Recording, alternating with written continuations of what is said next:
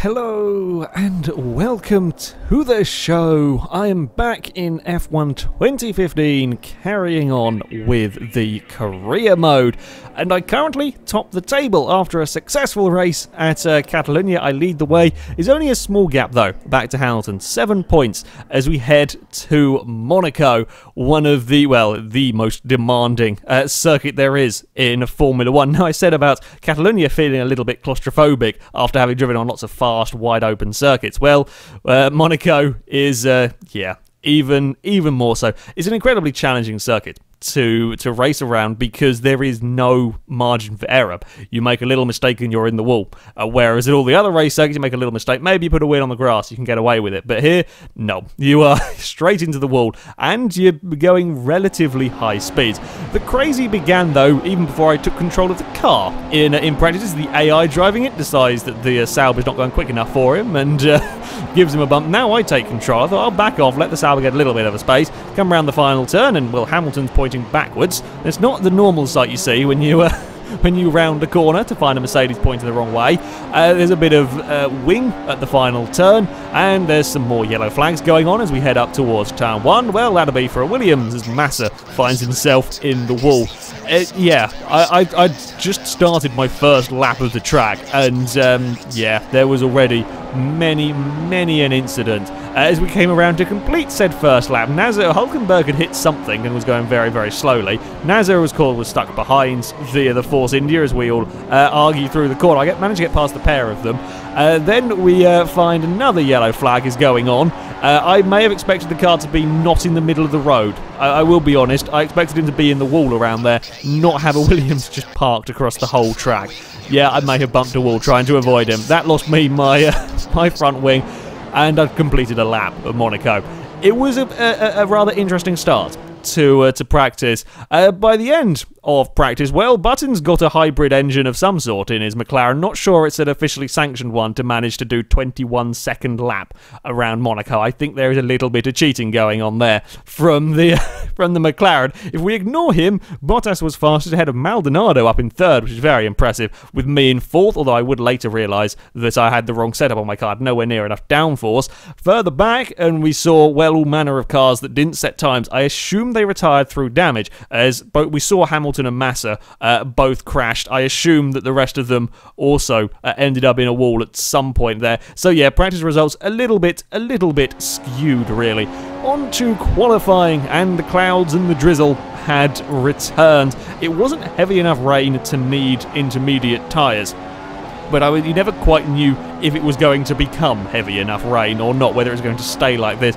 And it was enough to make it just a little bit more slippery, as if Monaco isn't challenging enough. What you need is just a little bit of rain to have the cars want to slide about even more. As I said, it wasn't a massive amount, but it was enough to be a tad scary through a few of the turns. This is the section that I really struggled at this track. From the Lowe's hairpin all the way down through the tunnel, I was not particularly fast. Couldn't get a particularly good run into the tunnel. I don't know why. I guess it's just the way that I was driving the car. Maybe it's the way the Ferrari is suited. It did not fare particularly well. Sorry. Down there, more debris on the outside. I don't know what on earth happened through there. One thing you will notice is the game is very lenient when it comes to jumping the curbs. It lets you get away with a hell of a lot, and I'll be honest, I was taking advantage of it.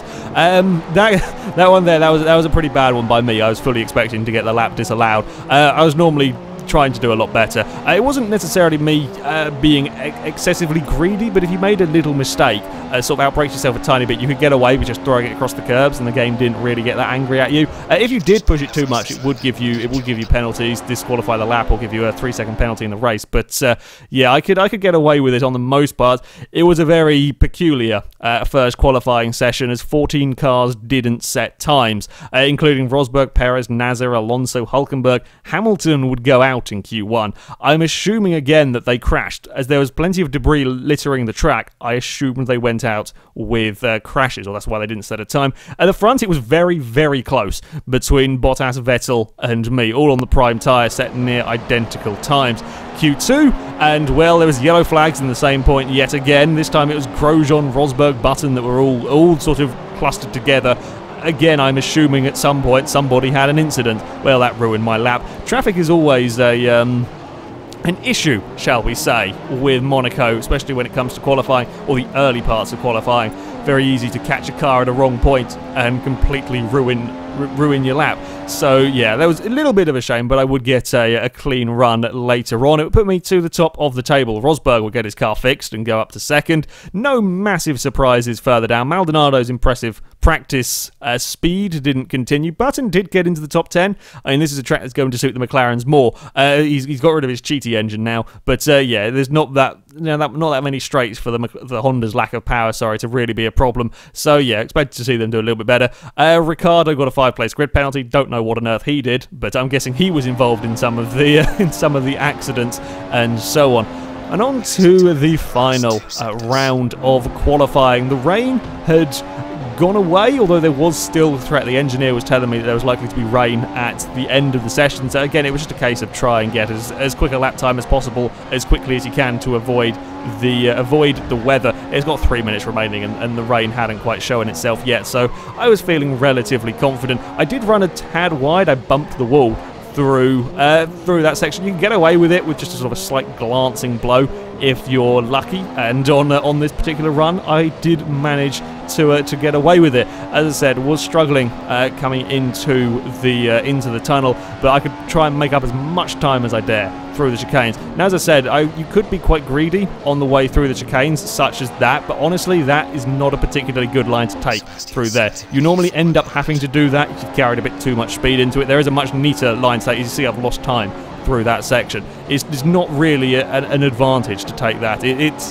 You don't kind of lose as much time as you could, but yeah, there's a much better way of taking that turn, which I was, of course, you're always aiming to take the neater one. Yeah, I did jump the curb slightly on there. At attacking the curbs through the second of the fast chicanes, I got much better this time around, and that would put me at a 1:15.6, which would be enough to take pole. The rain did materialise right at the end, you can see in the background of this shot, so nobody would go any quicker. Rosberg would be in second, with Bottas in third and Vettel in fourth, so a relatively familiar sort of top four. Grosjean again continues to impress, getting his Lotus up into fifth. On to race day, and there was some bright sunshine, although there was always the fear after a damp qualifying session. There was always some fear that the rain could make an appearance at some point during the race. My bigger concern, though, was trying to get my car off the line. I'd really been struggling with getting started. I think I've had one good start, and that was at Malaysia. I got the car off the line really, really well in the incredibly heavy rain. Every other time I have been struggling to get the Ferrari quickly off the line, and sure enough, that theme would continue. I thought I'd done a much better job, actually. I did better. I got a better start than I have been doing, but still wasn't a match for the Mercedes. I've tried so many things, and no matter what I do, I cannot seem to launch this car as quickly as the vehicles around me.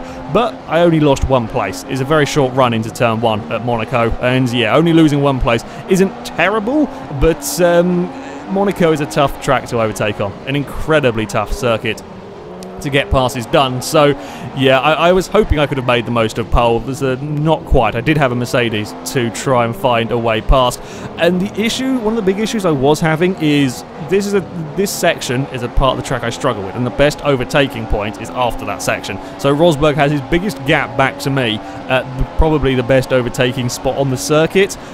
Turn one is a pretty good spot for getting overtakes done, or I say a pretty good spot by Monaco standards. Turn one you can kind of do something about potentially if you're really close. Yeah, just in general, this is a ridiculously hard place to get an overtake done. Where I was kind of planning to get a pass done was the final turn. If I can make the Mercedes go defensive, get a cutback and get my car up the inside here into the final turn, if I could get that mover to stick and force Rosberg to be stuck on the outside, that was where I was thinking, that was where I was quickest, where I was reckoning I could get a pass done. However, our little squabble that lap had put me in a lot of trouble from the Williams. Bottas was filling the wing mirrors. Fortunately for me, there was not really much you can do at these next couple of turns, and I was fast through here. The Williams drops back a little bit. You may get a pass done down here, but you have to be a hell of a lot closer. I actually locked my brakes ever so slightly. Very nearly end up in the back of the Mercedes, but we all get away with it, and as front four, we're all pretty damn close as we started this second lap. By the third lap, and the Williams had fallen back quite a lot, and I was still looking for a way past the Mercedes. Got an excellent run, trying my best to get the car to the inside. I think I actually did give Rosberg a little bit of a bump as we came down there. It was too wide, but I couldn't keep it there. Rosberg had a much better line, and then by the time we got to the hairpin, the Mercedes was clear again, and a nice gap back to the Williams had pretty much vanished as well in that little exchange. I am glad though that the Mercedes gave me space. I kind of, when I sort of had my nose half stuck up the inside, I was kind of expecting that to end in disaster, but we all made it through cleanly, and then the Mercedes is far ahead of me by the time we come through the bus stop, and then we're now right back behind him again as we we head through this section. I carry a bit too much speed and bump the wall. I was worried we'd taken damage. But again, I get away with it. If you just take a glancing blow off the barrier, you can sometimes be okay. I'm again trying to squeeze around the outside and carry so much more speed through that section than Rosberg, but I couldn't get my car in the position that I wanted it to be. DRS is down this start-finish straight, but it's, well, it has a very small effect. It doesn't really make an overtaking opportunity unless you are right there alongside him. Next lap around, I try exactly the same thing. This time around, though, I'm further up alongside. I have to take a very wide line to avoid the Mercedes, which suddenly dropped back. Now, at this stage, I didn't really quite know what had happened. The Mercedes actually dives into the pits as well. I thought I was quite nice and clear and nice and safe on the outside. I didn't quite know what had gone on with Rosberg. Either way, I had got the pass done.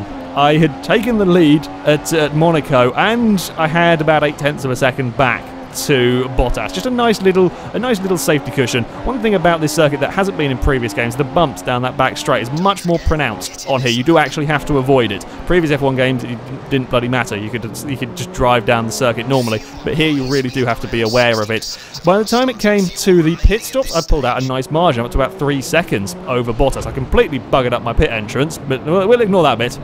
Yeah, slightly bumped off the wall. I wanted to get on some nice fresh tyres. There's actually been an update to this game. It will stop teammates from now coming in at the same time, so we won't have any of the silly stacking nonsense that we've had in some of the previous races, which is good. Not quite the quickest pit stop we've seen from the Ferrari mechanics, still pretty damn good though. And as I leave the pit lane, got to be careful keeping it on the inside up here. Unfortunately, I come out sort of, well, with the crowd of cars as Maldonado, I had nowhere to go. They had so much more momentum coming up the hill than me. I had to fall back to 8. It wasn't really ideal. I was kind of hoping to be out in clear air, if I'm honest. You can see there when I do slightly stay a little bit more to the left, how much we get bounced around. Yeah, it was less than ideal finding myself back here, because the Williams and Bottas and Vettel's Ferrari were clear at the front without anybody kind of slowing them down. Admittedly, back here it wasn't too much of a problem while I was getting the tyres up to temperature. Also, another thing that came with the update is a much better way of tracking fuel, so I can actually use the fuel mixtures without the concern of just running out of fuel. That's why I haven't been changing it beforehand, because keeping track of the fuel was useless. It really didn't tell you what on earth was going on. I ran out of fuel when it still said like +2 laps, so yeah, that's why I haven't before, but now it's a much more reliable system. I was thinking I'd stick the car on rich while I got some new tyres and try and make the most of it. The traffic, it could have been a lot worse. The traffic didn't really affect me until the final sector, and then it was only a little bit as they dive into the pit. Now the question was, where was the Williams going to appear in Vettel's Ferrari? They come out, and it is very close around here. They don't have the momentum up the hill. They did close though. It was about a 3-second gap when I came into the pit, and now it was a lot closer. It was a lot closer than that, so it probably would have been better to stay out the extra lap. But either way, I was maintaining the lead. And as we progressed, I kept the lead pretty stable. I was kind of hoping Vettel was going to attack, find a way past Bottas, be good for the Ferrari in the Constructors' Championship, seeing as Mercedes were having such a terrible day. But Vettel fell back from the Williams. I kept the gap to Bottas at about 2 seconds until I made a big mistake into the last of the chicanes. carried far too much speed, had to get on the brakes, and yeah, that closed the gap back out. This is about as close as Bottas was going to get, though, as we round the final turn. It dropped the gap down to about, I think, what, 1.2, 1.3 seconds, but I could just gradually, if I didn't make a mistake, I could gradually pull out. It's just 2 or 3 tenths a lap, and the Williams had no answer to it. The final excitement for me in this race, well, I was coming out to a back marker. I was always concerned with what on earth these were going to do around here. They do tend to kind of get out of your way, but you're never quite sure what the Mano was doing. In the end, he played it nice and sensible, stayed on the inside, let me sweep around the outside, and I got the position. I was hoping he was going to cause a problem for the Williams, but the Mano just dived into the pits. So, yeah, Bottas got past him, no problem. And by the time we came to lap 20, the final lap of the race, and the margins all remained pretty similar. The rain never appeared. It was a nice dry race throughout. Bottas never really threatened me. After my one mistake, I pulled the gap out again, back to the 2 seconds, and Vettel couldn't close to more than kind of 1.5 seconds on the back of the Williams. Just had to be making sure I didn't make any silly mistakes around these final few corners, and I would go on to take my 3rd victory in a row at Monaco. Certainly a hard-fought race, this one. The early laps were interesting, trying to find a way past the Mercedes, and the Williams kept me honest. I couldn't afford to make any mistakes, although, yeah, he never really threatened to actually get an overtake done. So, yeah, 3 wins in a row, and a podium that I very much liked the sight of. No Mercedes around, with, the other of the Ferraris making it into 3rd. It was a good day all round, certainly, for the Ferrari team. The Mercedes, not such a good one. Rosberg would end up down in 6th. Massa got a 4th place, so a good day for Williams as well. Grosjean continued doing well, up in 5th. Button got 8th, so we have the McLaren getting some points. Hamilton could only make it to 12th after starting from the back. He couldn't even get into the points, which is a very good day for me for extending the championship lead. Perez and Verstappen would get the final couple of points in this one. While, yeah, further back, Sainz continues to go without any points in the season. Maldonado, despite being quick, looking quick at places, didn't fare particularly well. Nasser, Hulkenberg and Ericsson, none of them would get any points either. So what did happen to the Mercedes? I went to have a look at the replay to see what it was. So as we run through the chicane, so we knew that I was quick through here. I attack the curb, I get my car to the outside of the Merc. The Merc kind of just goes defensive on the inside and bumps the wall. And that's what allows me to go around the outside, and then he dives into the pits.